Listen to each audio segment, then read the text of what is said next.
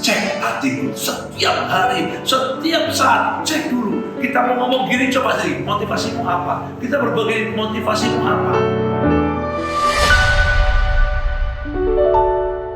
Yuk kita baca sama-sama Amsal pasal 4 ayat yang 23.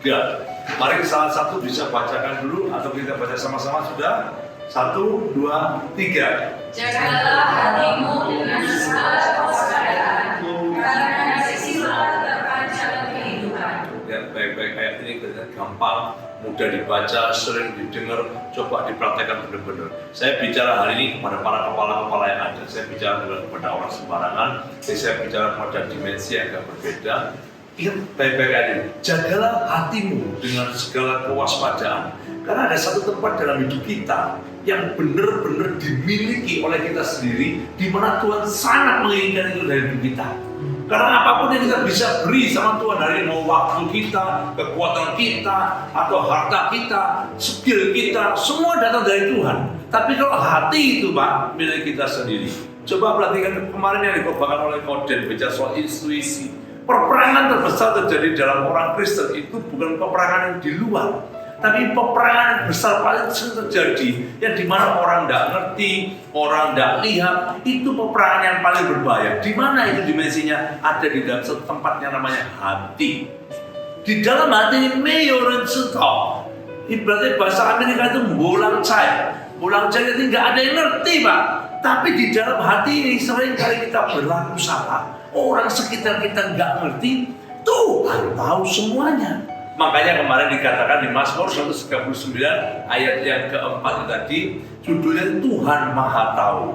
Ada satu ayat di Mazmur 139 yang saudara, bapak, ibu, dan saya harus terus-menerus konsisten lakukan, yaitu Mazmur 139 ayat yang paling terakhir naik 1. 2 ayat kita baca sama-sama, kita akan mengerti bagaimana caranya supaya kita bisa jaga hati kita dengan kewaspadaan. Ternyata hati ini nggak bisa orang lain yang menjaga, hati ini nggak bisa gembalamu yang jaga, hati ini juga nggak bisa komunitasmu yang menjaga. Hati ini harus kita sendiri yang menjaganya.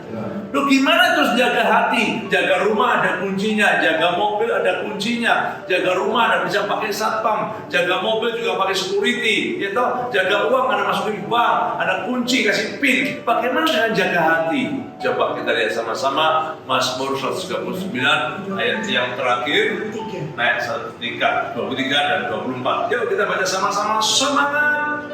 Selidikilah aku ya, dan kenallah hatiku.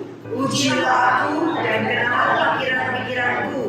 Lihatlah apakah jalanku serong, dan tuntunlah aku di jalan yang kekal. Ini dimensi yang berbicara tidak perlu orang lain, tapi kita sendiri yang harus mendisiplinkan diri kita untuk berani yang setiap hari itu selidiki aku Tuhan. Karena nggak ada orang lain bisa nyelidiki kita. Even though ya, kita punya suami atau istri, nggak bisa tahu. Nggak ada satupun orang yang bisa membaca pikiran orang lain, apalagi di dalam hati kita yang tadi. Nah, apa yang Tuhan firmankan di sini ya? Jagalah hatimu dan segala kewaspadaan. Gimana caranya? Caranya begini pertama, selidiki aku ya Tuhan. Cek hatiku setiap hari, setiap saat. Cek dulu. Kita mau ngomong gini, coba sih, motivasimu apa? Kita berbagi, motivasimu apa? Uji aku Tuhan. Jangan-jangan dalam hatiku ada motivasi yang gak menyenangkan Engkau Tuhan.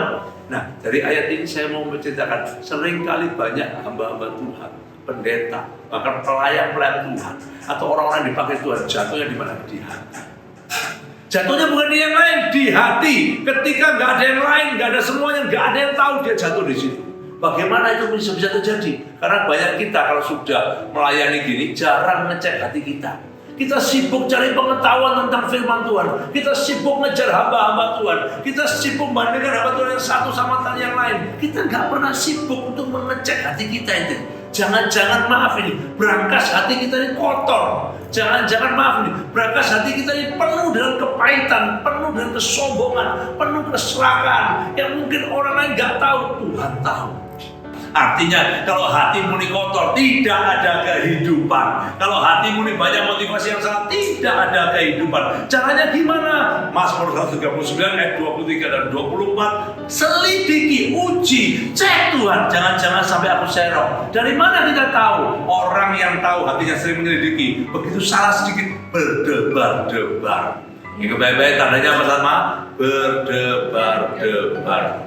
Kalau engkau sudah kehilangan berdebar-debar, maka orang sekelilingmu yang akan membuat berdebar-debar. Engkaunya gak pernah berdebar-debar. Nama Tuhan dipermuliakan. Yuk,